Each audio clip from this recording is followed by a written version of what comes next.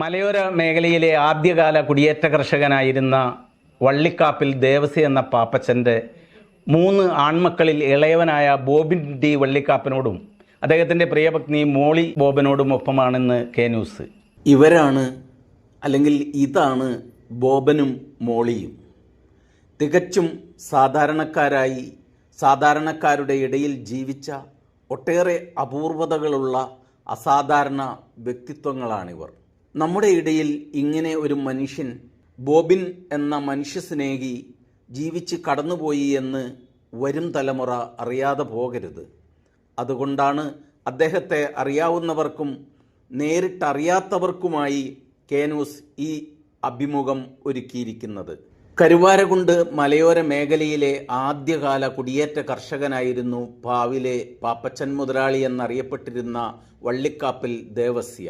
ഒരു പെണ്ണും 3 ആണ് അടങ്ങുന്ന അദ്ദേഹത്തിൻ്റെ മക്കളിൽ ഇളയവനും പ്രദേശവാസികളുടെ മുതലാളിക്കുട്ടിയുമായിരുന്നു ബോബൻ എന്ന ബോബിൻ ഡി വള്ളിക്കാപ്പൻ. കാലത്തിൻ്റെ കുത്തൊഴുക്കിൽ, കുടുംബങ്ങളുടെ വഴിപിരിയലിൽ നഷ്ടപ്പെട്ടതും വിറ്റുപോയതും കഴിഞ്ഞ് ശേഷിച്ച വസ്തുവകകളും ഭൂസ്വത്തുക്കളുമൊക്കെ ഭാഗം വെപ്പുകളുണ്ടായതോടെ സമ്പന്നതയുടെ മടിത്തട്ടിൽ നിന്ന് ഇടത്തരം കുടുംബ പശ്ചാത്തലത്തിലൂടെ വഴിമാറി നടക്കേണ്ടി വന്നപ്പോൾ 2 ജ്യേഷ്ഠ സഹോദരങ്ങളിൽ നിന്ന് തികച്ചും വ്യത്യസ്തനായി മുതലാളിത്ത ജാടകളെല്ലാം ഉപേക്ഷിച്ച് വേറിട്ട ജീവിതം കരിപ്പിടിപ്പിച്ചു ബോബൻ ചേട്ടൻ. സ്നേഹത്തിൻ്റെയും കരുതലിൻ്റെയും പങ്കുവയ്പ്പിൻ്റെയും സൂപ്പർ മാർക്കറ്റായി ഏവരും പാടിപ്പുകഴ്ത്തുന്ന നമ്മുടെ മലപ്പുറം ജില്ലയിലെ മലയോര ഗ്രാമമായ കരുവാരകുണ്ടിൽ സാധാരണക്കാരോടൊപ്പം മുതലാളിത്തത്തിൻ്റെ മേലങ്കി വലിച്ചെറിഞ്ഞ് ജീവിക്കാൻ അദ്ദേഹത്തിന് അന്നു മുതൽ ഇന്നുവരെ ഒരു ബുദ്ധിമുട്ടും ഉണ്ടായില്ല. കാരണം ഉള്ളവനെയും ഇല്ലാത്തവനെയും വേറിട്ട് കാണുന്ന, കാലാകാലങ്ങളായി സമ്പന്നർ കെട്ടിപ്പടുത്ത അതിർവരമ്പുകളെയെല്ലാം അവഗണിച്ച് ജാതിമത ചിന്തകൾക്കതീതനായി പാവപ്പെട്ടവരോട്, സമൂഹത്തിലെ അരികു ചേർക്കപ്പെട്ടവരോട് ചേർന്ന് നിന്നായിരുന്നു അദ്ദേഹത്തിൻ്റെ ജീവിതയാത്ര. അതുകൊണ്ട് തന്നെ അദ്ദേഹത്തിൻ്റെ ജ്യേഷ്ഠ സഹോദരന്മാർ 2 പേരും നാട്ടുകാരിൽ നിന്നെല്ലാം അകന്നപ്പോഴും ബോബൻ ചേട്ടൻ ഈ നാട്ടുകാരെയും നാട്ടുകാരെല്ലാം ബോബൻ ചേട്ടനെയും നെഞ്ചോട് ചേർത്ത് വെച്ചു. അദ്ദേഹം ഒരു തികഞ്ഞ നല്ല കമ്മ്യൂണിസ്റ്റായിരുന്നു എന്ന പ്രത്യേകതയായിരുന്നിരിക്കാം ഒരുപക്ഷെ ഇതിനെല്ലാം ഉപോത്ബലകമായത്. സമ്പന്നതയുടെ നടുവിൽ കോൺഗ്രസ് കുടുംബ പശ്ചാത്തലത്തിൽ നിന്ന് എങ്ങനെ ഇങ്ങനെയൊരു കമ്മ്യൂണിസ്റ്റുകാരൻ ഉണ്ടായി എന്ന് അതിശയപ്പെട്ടിരുന്നു ആദ്യമൊക്കെ ഈ നാട്ടുകാർ. എന്നാൽ വറുതിയും പട്ടിണിയും രോഗങ്ങളും ഭൂരിപക്ഷം കുടുംബങ്ങളെയും വേട്ടയാടിയിരുന്ന, ഇല്ലായ്മകളും വല്ലായ്മകളും നിറഞ്ഞ 1/2 നൂറ്റാണ്ട് മുമ്പത്തെ ആ കാലഘട്ടത്തിൽ പാടത്തും പറമ്പിലും പണിയെടുക്കുന്ന അരവയറുമായി അന്തി ഉറങ്ങിയിരുന്നവനോടൊപ്പം ചേർന്ന് നിൽക്കാൻ, കഴിവിനനുസരിച്ച് അവരെ സഹായിക്കാനുമെല്ലാമുള്ള മനസ്സ് ബോബൻ സ്വായത്തമാക്കിയത് ഇടതുപക്ഷ പുരോഗമന ചിന്താഗതി വെച്ച് പുലർത്തിയിരുന്ന സ്വന്തം പിതാവിൽ നിന്ന് തന്നെ ആയിരുന്നു എന്ന് അദ്ദേഹത്തെ അടുത്തറിയാവുന്നവർക്ക് മാത്രം അറിയാവുന്ന ഒരു വസ്തുതയാണ്. കുടിയേറ്റ കാലഘട്ടത്തിൽ നമ്മൾ ഇവിടെ വന്ന് ഭൂമി മേടിച്ച് അതിനുശേഷം നിങ്ങൾ വന്ന ആ കാലഘട്ടത്തെക്കുറിച്ചൊന്ന് ഓർമ്മയിൽ നിന്ന് പറയാമോ? ഓർമ്മയെന്നാണ് ഈ ഒലിപ്പുഴ ഇപ്പുറത്ത് ആദ്യം വീട് വെക്കുന്ന ഞങ്ങൾ. പിന്നെ ഞങ്ങളുടെ ഇപ്പുറത്ത് മുഴുവൻ കാടാണ്, ചുള്ളിക്കോളൻ മലയെന്നേ കാടെന്ന് പറയുന്നത്. പിന്നെ അത് കുറച്ച് നാൾ കഴിഞ്ഞ് തീപ്പിരി വന്ന് സ്ഥലം മേടിക്കുന്നത് കൊല്ലംകുളങ്കാര സ്ഥലമായിരുന്നു അത്. നമുക്കന്ന് ഇവിടെ എത്ര ഏക്കർ ഉണ്ടായിരുന്നു? നമുക്ക് 75 ഏക്കർ. അതിനകത്തൊക്കെ കൃഷി ചെയ്ത് ഏത് കാലഘട്ടത്തിലാണ് ഇങ്ങോട്ട് വരുന്നത്? 52. ഞങ്ങൾ താമസിക്കാൻ വരുന്നത്. ഞങ്ങൾ റബ്ബറല്ല വെച്ചത്, കുരുമുളക്. അത് ശരി. കുരുമുളകും തെങ്ങും കവുങ്ങൊക്കെ ആയിരുന്നു. അന്ന് ആന ഇറങ്ങും കവുങ്ങ് പറിക്കാൻ. പാടത്ത് പന്നി ഇറങ്ങും, പാടത്ത് പന്നികാൽ വേണം, പകല് കിളികാവൽ വേണം. ഇപ്പം ആന ഇറങ്ങുന്നതൊക്കെ വലിയ സംഭവമല്ലേ. ഞങ്ങളുടെ പറമ്പിന്ന് പകല് പശുവിനെ കടുവ പിടിച്ചുകൊണ്ട് പോയിട്ടുണ്ട്. നിങ്ങൾ അന്ന് ഈ വരുന്ന കാലഘട്ടത്തിലൊക്കെ ഇവിടെ പലവിധ രോഗങ്ങളൊക്കെ ഉണ്ടായിരുന്നു എന്ന് പറഞ്ഞ് കേൾക്കുന്നുണ്ട്. അത് മലേറിയ ഇവിടെ പ്രധാനമായിട്ടുണ്ടായിരുന്നു. പിന്നെ ഇത് മദ്രാസ് സ്റ്റേറ്റാണ് ഞങ്ങൾ വരുമ്പോൾ. അത് ശരി. മലപ്പുറം ജില്ലയുമായിട്ടില്ല, കേരളവുമായിട്ടില്ല, മദ്രാസ് സ്റ്റേറ്റാണ്. അത് 2 ജില്ല, 3 ജില്ലയുള്ളൂ: പാലക്കാട്, കോഴിക്കോട്, കണ്ണൂർ. നമ്മൾ ഇതിവിടെ ഒക്കെ കോഴിക്കോട് ജില്ലയിൽ. ഫാദറും മദറും ഒക്കെ ഇവിടെ വെച്ചല്ലേ മരണപ്പെടുന്നത്? അതെ, കിഴക്കത്തല പള്ളിയിലാണ്. അതിന് ശേഷം നിങ്ങൾ 3 ആൺമക്കളും ഒരു സഹോദരിയല്ലേ ഉണ്ടായിരുന്നത്? ഞങ്ങൾ ഒന്നിച്ചില്ല ആദ്യം താമസിച്ചിരുന്നത്, പിന്നെ എല്ലാം വീതം വെച്ച് പിരിഞ്ഞ്. ഓഹോ. ഈ നിങ്ങളുടെ വിവാഹ കാലഘട്ടം അത് ഏത് വർഷമായിരുന്നു? അത് 68 ഈ ബോബൻചേട്ടനെ എങ്ങനെയാണ് ഇത്രയും കാലം സഹിച്ചത്? എല്ലാവർക്കും നാട്ടുകാർക്കൊക്കെ ബോബൻചേട്ടനെ ഒത്തിരി ഇഷ്ടമായിരുന്നു. വള്ളിക്കാപ്പിൽ ഇവർ പാവിലെ മുതലാളിമാരെന്നാണ് ഈ നാട്ടിലെല്ലാം ഇവരെ അറിയപ്പെട്ടിരുന്നത്. എന്നെ അന്നത്തെ പണിക്കാരൊക്കെ മുതലാളിക്കുട്ടി എന്ന് വിളിക്കുന്നു. പക്ഷേ അതിൻ്റേതായ ഒരു ജാടയോ ഒരു ഇതോ ഇല്ലാതെ ബോബൻചേട്ടൻ സാധാരണക്കാരിലേക്ക് ഇറങ്ങി വന്നു. എല്ലാവരും ഞാൻ മനുഷ്യരായിട്ടാണ് കണ്ടത്. എൻ്റെ അഭിപ്രായത്തിൽ മനുഷ്യവർഗത്തിൽ 2 ജാതിയുള്ളൂ, ആണും പെണ്ണും. ഞാൻ ഒരു മതത്തിലും വിശ്വസിക്കുന്നില്ല. കോട്ടയം ജില്ലയിലെ അരുവിത്തുറ, ഈരാറ്റുപേട്ട എന്നീ ഇരട്ടപ്പേരുകളിൽ അറിയപ്പെടുന്ന ആദ്യകാല ക്രൈസ്തവ സമൂഹത്തിൻ്റെ ഈറ്റില്ലത്തിൽ നിന്നാണ് വള്ളിക്കാപ്പിൽ കുടുംബം 1950കളിൽ കരുവാരകുണ്ടിലെ കൽക്കുണ്ടെന്ന കുടിയേറ്റ ഗ്രാമത്തിലേക്ക് എത്തുന്നത്. കോഴിക്കോട്ട് കോവിലകത്തിൻ്റെ ജന്മത്തിൽപ്പെട്ടതും നെച്ചിക്കാടൻ കുടുംബത്തിൻ്റെ കൈവശത്തിലുണ്ടായിരുന്നതുമായ ചേരിപ്പടി മുതൽ തീപ്പരിപ്പടി വരെ നെൽവയൽ ഉൾപ്പെടെയുള്ള 100 ഏക്കർ ഭൂമിയാണ് ബോബൻ്റെ പിതാവ് പാപ്പച്ചൻ മുതലാളി അന്ന് വാങ്ങിയത്. നെൽകൃഷി നടത്തിക്കൊണ്ടുപോകാൻ പ്രയാസപ്പെട്ടതോടെ ഭൂമിയിൽ കുറേ ഭാഗം മലപ്പുറം മുസഅജി, മനക്കൽ തൊമ്മച്ചൻ എന്നിവർക്ക് അദ്ദേഹം വിറ്റൊഴിവാക്കി. കരുവാരകുണ്ടിൻ്റെ സമ്പന്നമായിരുന്ന നെൽകൃഷി ചെയ്തിരുന്ന പാടശേഖരങ്ങളെല്ലാം പതിയെ കരഭൂമിയായതോടൊപ്പം പാവിലെ വയലുകളും പൂർണ്ണമായി നാണ്യവിള കൃഷികൾക്ക് വഴിമാറി. മോളി എന്നു പേരുള്ളവളെ തന്നെ ജീവിത പങ്കാളിയായി കിട്ടിയതോടെ നാട്ടുകാർക്ക് ഈ ബോബനും മോളിയും അക്ഷരാർത്ഥത്തിൽ ടോംസിൻ്റെ കാർട്ടൂൺ കഥാപാത്രങ്ങളായ ബോബനും മോളിയുമായി. മലയാള മനോരമ ആഴ്ചപ്പതിപ്പിൽ ടോംസ് എന്ന വിഖ്യാത കാർട്ടൂണിസ്റ്റ് വരയ്ക്കുന്ന ബോബനും മോളിയെയും പോലെ കരുവാരകുണ്ട് പാവിലെ ഈ ബോബനും മോളിയും അങ്ങനെ ഈ നാടിൻ്റെ ഹൃദയം കവർന്നെടുത്തു. വളരെ കൗതുകമുണ്ടായിരുന്നു ഞങ്ങൾക്കൊക്കെ, ഞങ്ങൾ പുതിയ തലമുറയിൽപ്പെട്ടവർക്ക് നിങ്ങളെ 2ആളെയും നോക്കി കാണുമ്പോൾ. ബോബനും മോളിയും എന്ന് പറയുമ്പോൾ ഞങ്ങൾ വലിയ കൗതുകത്തോടു കൂടിയാണ് ആ കാലഘട്ടത്തിൽ നിങ്ങളെ നോക്കിക്കണ്ടിരുന്നത്. ഒരു സുന്ദരനും ഒരു സുന്ദരി. അപ്പോൾ ഞങ്ങളെ വിദ്യാഭ്യാസ കാലഘട്ടത്തിലൊക്കെ നിങ്ങളെ 2ആളെയും കാണുന്നത് ഈ ടോംസ് വരച്ചിരുന്ന ബോബനും മോളിയും എന്ന കഥാപാത്രങ്ങൾ നിങ്ങളായിരിക്കുമെന്ന് തെറ്റിദ്ധരിച്ചിരുന്ന ഒരു കാലഘട്ടമുണ്ട്. അപ്പോൾ അങ്ങനെയുള്ള രസകരമായ ഓർമ്മകളൊക്കെ സമ്മാനിച്ചാണ് ബോബൻചേട്ടൻ ഇവിടെ സമൂഹത്തിലോട് ചേർന്ന് സഞ്ചരിച്ചത്. പക്ഷേ ഇവിടെ നമ്മൾ ഈ പ്രാദേശികമായി ചെറിയൊരു അഭിപ്രായ വ്യത്യാസം ഉണ്ടായപ്പം നിങ്ങളുടെ സഹോദരന്മാർ വിരുദ്ധമായിട്ട് നിങ്ങൾക്ക് നിൽക്കാനുള്ളൊരു മനസാന്നിധ്യം ഉണ്ടായി. ഈശ്വര വിശ്വാസത്തോട് തീർത്തും പുറംതിരിഞ്ഞു നിന്ന ബോബൻചേട്ടൻ മതങ്ങളെയും പൗരോഹിത്യത്തെയുമെല്ലാം പടിക്ക് പുറത്ത് നിർത്തിയപ്പോഴും തൻ്റെ മക്കളും പേരമക്കളുമെല്ലാം വിശ്വാസ വഴിയെ സഞ്ചരിക്കുന്നതിന് അദ്ദേഹം തടസ്സം നിന്നില്ല. ലോകത്ത് 2 മതങ്ങളേ ഉള്ളൂ, അത് പുരുഷനും സ്ത്രീയുമാണെന്ന പക്ഷക്കാരനാണ് ബോബൻചേട്ടൻ. പഴയ തലമുറയിൽ വർഗീയതയോ വർഗീയ ചിന്തകളോ ഉണ്ടായിരുന്നില്ലെന്നും എന്നാലിപ്പോൾ പുതുതലമുറയിൽ ജാതിയും മതവുമെല്ലാം വേരോട് തുടങ്ങിയിട്ടുണ്ടെന്നുമാണ് ബോബൻചേട്ടൻ്റെ വിലയിരുത്തൽ.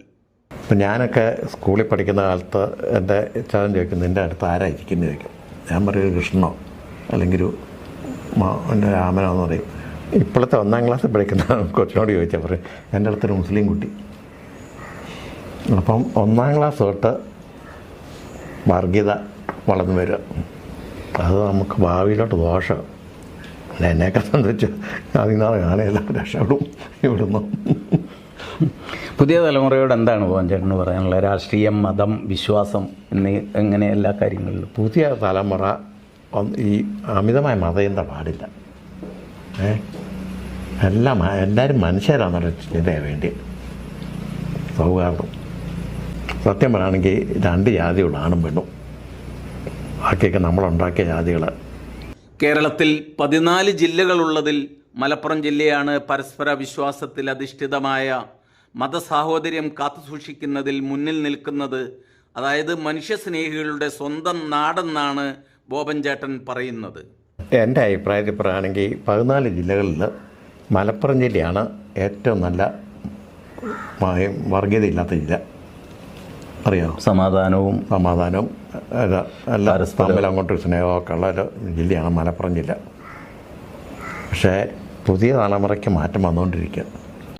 കാലയവനികയ്ക്കുള്ളിൽ മറഞ്ഞ പഴയകാല കർഷക പ്രമുഖരായിരുന്ന നെച്ചിക്കാടൻ NUK മൗലവിയും നെച്ചിക്കാടൻ കുഞ്ഞയ്മദാക്കയും ഓട്ടുപാറ ചേക്കുക്കാക്കയും പൂക്കോടൻ നവറാങ്കാക്കയും മങ്ങുണ്ടിൽ അബ്ദുഹാജിയും കുറുക്കൻ അസാക്കയും മഞ്ചേരിപ്പറമ്പൻ അപ്പുക്കുട്ടനും അപ്പാനുവും ഹോട്ടൽ കച്ചവടം നടത്തിയിരുന്ന മുസല്ലിയാരും പുന്നക്കാട് ആസ്പത്രി നടത്തിയിരുന്ന ഡോക്ടർ താവുവും കിഴക്കത്തലയിൽ ആദ്യകാലം മുതൽ വെറ്റില മുറക്കാൻ കച്ചവടക്കാരായിരുന്ന കുണ്ടൻതൊടിക കുഞ്ഞയ്മദാക്കയും പിന്നെ ഇപ്പോഴും സൗഹൃദം തുടരുന്ന മകൻ കുണ്ടൻതൊടിക മഹമ്മദ് എലിപ്പാറ്റ വേലായുധനും മെഡിക്കൽ ഷോപ്പ് നടത്തുന്ന ശിവദാസൻ നായരെയും ഉൾപ്പെടെ സ്നേഹ സൗഹൃദത്തിൻ്റെ കാണാച്ചരടിൽ കോർത്ത ഒത്തിരി പേർ. അവർ മാത്രമല്ല, കരുവാരകുണ്ടിൽ പരിചയപ്പെട്ടവരെയെല്ലാം, അതിലുപരി ഈ ജില്ലയിലുള്ളവർ ജാതിമത കക്ഷി രാഷ്ട്രീയത്തിന് അതീതമായി സ്നേഹം മാത്രം പകർന്നു തന്നവരായിരുന്നെന്ന് മറവിയുടെ കയങ്ങളിൽ മുങ്ങി തപ്പിയെടുത്ത് ഓർമ്മകളുടെ ചെപ്പ് തുറന്നു വെച്ച് ബോബൻ ചേട്ടൻ ഞങ്ങൾക്ക് മുന്നിൽ അവതരിപ്പിച്ചു തന്നു. ഓട്ടുപാറ പോക്കറാക്ക, ചേക്കാക്ക, പൂക്കോടൻ അവറാങ്കാക്ക, പിന്നെ നെച്ചിക്കടന്മാർ എന്നെയൊക്കെ മൗലിയുടെ മക്കൾ അസന, കുറുക്കൻ അസന, കോയാമ്പുകാരി. കൂടുതൽ സൗഹൃദം ഈ നായാട്ടിലാണ്.